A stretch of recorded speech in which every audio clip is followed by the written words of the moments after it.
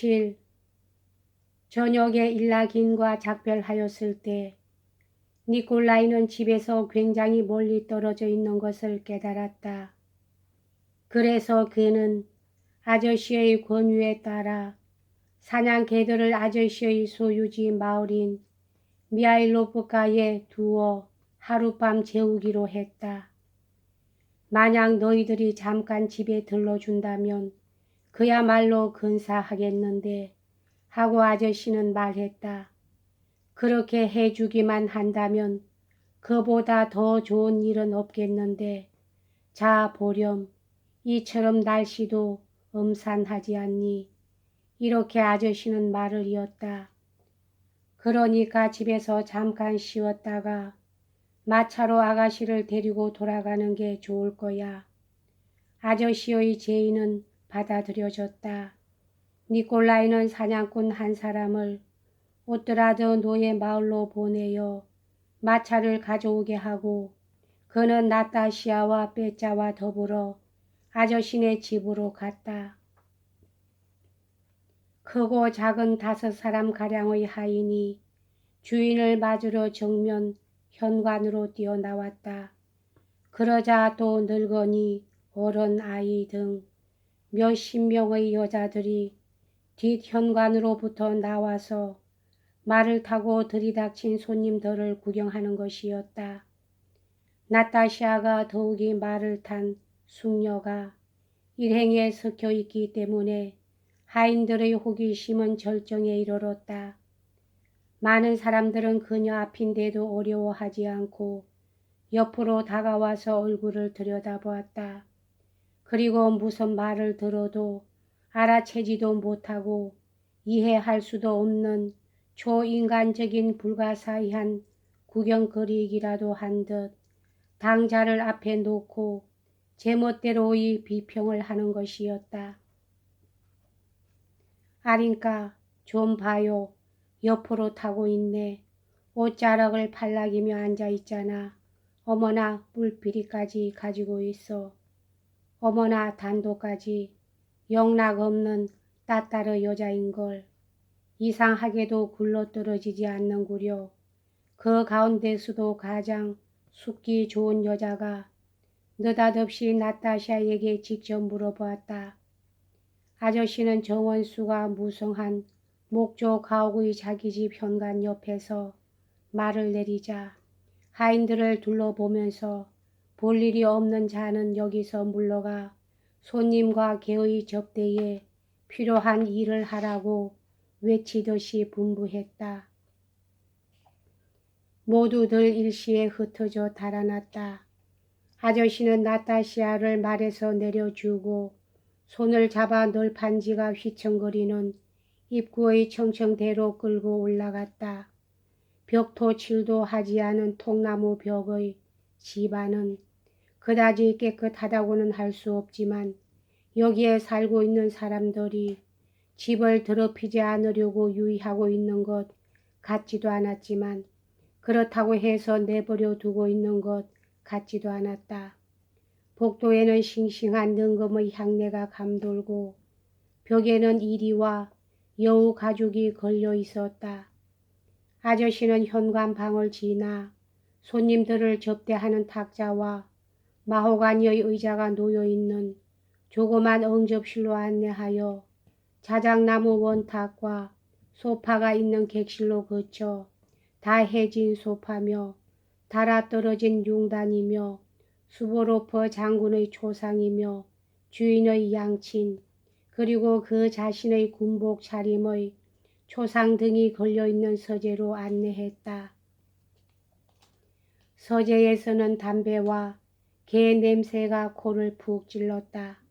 아저씨는 손님들에게 앉기를 권하고 자기 집과 마찬가지로 마음을 푹 놓고 쉬어 달라고 말하고는 그대로 물러갔다. 아직 등이 더럽혀진 채인 루가이가 서재로 들어와서 소파에 누워 혀와 이로 몸을 핥기 시작했다. 이 방의 출구는 복도로 통해 있었고 커튼이 찢어진 칸막이가 놓여 있었다. 그 칸막이 뒤에서 여자의 웃음소리와 속삭임이 들렸다. 나타시아와 니콜라이와 빼짜는 외투를 벗고 소파에 앉았다. 빼짜는 턱을 개더니 곧 잠들어 버렸다. 나타시아와 니콜라이는 말없이 앉아 있었다. 두 사람의 얼굴은 상기되고 두 사람은 몹시 시장하고 또 유쾌하였다. 그들은 얼굴을 마주 쳐다보았다. 이젠 사냥도 끝나고 집안에 들어와 있었기 때문에 니콜라이도 누이에 대해 사나이의 위험을 나타낼 필요를 느끼지 않았다. 나타시아는 오빠에게 눈짓을 해보였다. 그리고 두 사람은 웃음의 구실을 미처 생각해낼 겨를이 없이 곧 참지 못하고 큰 소리로 웃음을 터뜨리고 말았다. 잠시 뒤에 아저씨가 까자크 옷에 푸른 바지 그리고 반장화를 신고 들어왔다. 이 옷차림이야말로 언젠가 한번 아저씨가 오뚜라드 노예 마을에 왔을 때 그녀가 놀라움과 비웃음을 가지고 보았던 바로 그것이었으나 나타시아는 이것은 결코 프로코터나 연미복에 뒤지지 않는 진짜 복장이라고 느꼈다. 아저씨도 역시 잔뜩 기분이 좋았다. 그는 오누이의 웃음에 모욕을 느끼지 않았을 뿐만 아니라 남이 자기의 생활을 웃으리라고는 생각 밖의 일이었다. 오히려 그들의 까닭 모를 웃음에 자기도 끼어들었다. 아니 아가씨, 백작댁의 젊은 아가씨 정말 굉장하구나. 이런 여인은 여태 본 적이 없는 걸 하고 그는 물부리가 긴 파이프를 로스토프에게 내주고 다른 짤막하게 잘린 것을 익숙한 손짓으로 세 손가락 사이에다 끼우면서 말했다. 하루 종일 말을 타고 돌아다니면서 남자 못지않은 일을 하고도 끄떡없으니 말이야. 아저씨가 들어오고 난 지 얼마 안 돼요. 문이 열렸다. 발소리로 미루어 맨발의 소녀인 것 같았으나 여러 가지 것이 얹힌 쟁반을 손에 들고 문으로 들어온 것은 40살가량의 뚱뚱하고 볼이 빨간 아름다운 여자였다. 이중턱에 입술이 두툼하고 혈색이 좋았다. 그녀는 눈빛과 그 동작 하나하나에 친절한 느낌의 어젓함과 매력을 담고 손님들을 둘러보면서 상냥한 웃음을 띠고 공손하게 절을 했다. 보통 이상으로 살이 쪄 있기 때문에 가슴과 배를 앞으로 내밀고 고개가 뒤로 젖혀질 정도였으나 그럼에도 불구하고 이 여자는 그녀는 아저씨네의 가정부 아니시아 표도로브나였다. 몹시 가뿐하게 걷고 있었다.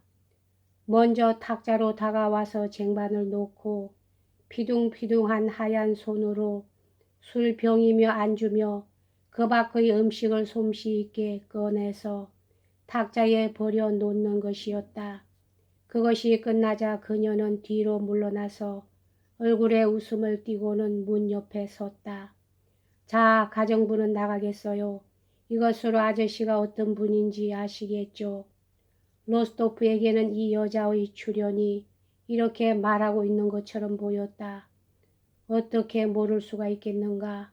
오직 로스토프뿐만 아니라 나타시아도 아저씨가 어떤 사람인가를 알았고 아니시아 표드로브나가 들어왔을 때 아저씨가 살짝 눈살을 찌푸리며 행복한 듯한 만족의 미소를 지은 의미도 알았다.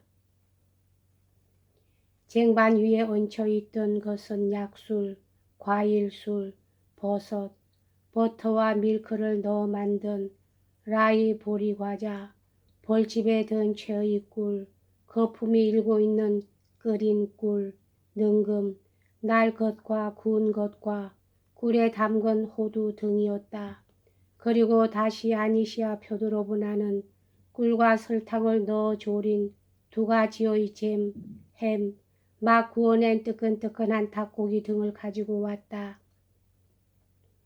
이런 것은 모두 아니시야 펴두로브나가 장만하고 모으고 요리한 것이었다.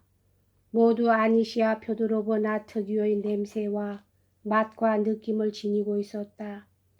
모든 것이 물기가 많고 깨끗하고 순백하여 기분이 좋은 미소 같은 느낌을 주었다. 자, 드세요 아가씨 하고 나타샤에게 이것저것 권하면서 그녀는 말했다. 나타샤는 닥치는 대로 마구 먹어치웠다. 그녀는 이런 버터밀크 과자랑 이런 맛의 잼 과자랑 이런 닭고기는 아직까지 한 번도 어디서도 먹어본 적이 없을 뿐 아니라 본 적도 없는 것처럼 생각되었다. 아니시야 펴두로브나는 나갔다. 로스토프는 아저씨와 더불어 앵두주를 마시고 저녁을 먹으면서 옛날과 장래의 사냥에 대해서 그리고 루가이와 일라긴의 개들에 대해서 이야기를 나누었다. 나타샤는 소파에 얌전히 앉아서 눈을 반짝거리면서 두 사람의 이야기를 듣고 있었다. 그녀는 무엇인가 먹이려고 몇 번이나 빼짜를 깨우려고 했다. 그러나 그는 잠이 깨지 않는 듯 무엇인가 이해할 수 없는 말을 중얼거릴 뿐이었다. 나타샤는 잔뜩 마음이 들떠 있었다. 자기에게는 새로운 이런 환경에 들어온 것이 못 견디게 재미있었기 때문에 자기를 맞으러 오는 마차가 너무 일찍 오지 말았으면 하고 그것만이 걱정되었다. 처음 자기 집으로 친지들을 초대했을 때 흔히 있는 일이지만 어쩌다가 침묵이 찾아들었다. 한참 뒤 아저씨는 손님들의 마음을 차지하고 있는 생각에 대답하듯이 말했다. 나는 말하자면 이렇게 해서 일생을 보내고 있는 거야. 죽어버리면 아무것도 남지 않아. 아니 그것으로 그만이야. 그러니까 죄 짓는 일은 할 수도 없어. 이렇게 말했을 때의 아저씨 얼굴은 몹시 의미심장했으며 아름답기까지 하였다. 로스토프는 평소에 아버지를 비롯한 이웃 사람들로부터 듣고 있던 이 사람에 대한 좋은 평판을 문득 생각해냈다. 아저씨는 이 근처에서 마음이 고결하고 욕심이 없는 괴짜라는 평판을 얻고 있었다. 사람들은 그에게 가정 내의 분쟁의 조정력을 맡기기도 하고 비밀을 털어놓기도 하고 유언의 집행자로 삼기도 하고 판사, 그 밖의 관직에 선출하기도 했다. 그러나 그는 공직은 완강히 물리쳤다. 봄과 가을에는 자기의 밤색 말을 타고 들에서 지내고 겨울은 집안에 틀어박히고 여러 번 수목이 무성한 자택들에서 뒹굴며 지내고 있었다. 어째서 직장을 가지시지 않는 겁니까 아저씨? 가졌었지. 그러나 그만둬 버렸어. 그런 것엔 어울리지가 않아. 아니 정말이지. 나는 아무것도 모르거든. 그런 것은 너희들의 일이야. 우리들에겐 머리가 미치지 않아. 그러나 사냥에 관해서는 문제가 다르지. 이건 참으로 대단한 일이야. 이봐 문을 열어 하고 그는 외쳤다. 어째서 닫아놓는 거야. 복도의 끝에 있는 문은 독신자 방으로 통하고 있었다. 그것은 사냥꾼들의 방을 이렇게 부르고 있는 것이었다. 맨발로 퉁퉁거리며 바삐 걷는 소리가 들리고 보이지 않는 손이 독신자 방의 문을 열었다. 복도에서는 발랄라이카의 울림이 또렷이 들리기 시작했다. 그것은 누군가 이 방면의 명수인 듯한 사람이 타고 있는 것 같았다. 나타샤는 벌써 오래 전부터 이 소리에 귀를 기울이고 있었으나 이번에는 더 똑똑히 듣기 위해서 복도로 나갔다. 여기까지 하겠습니다.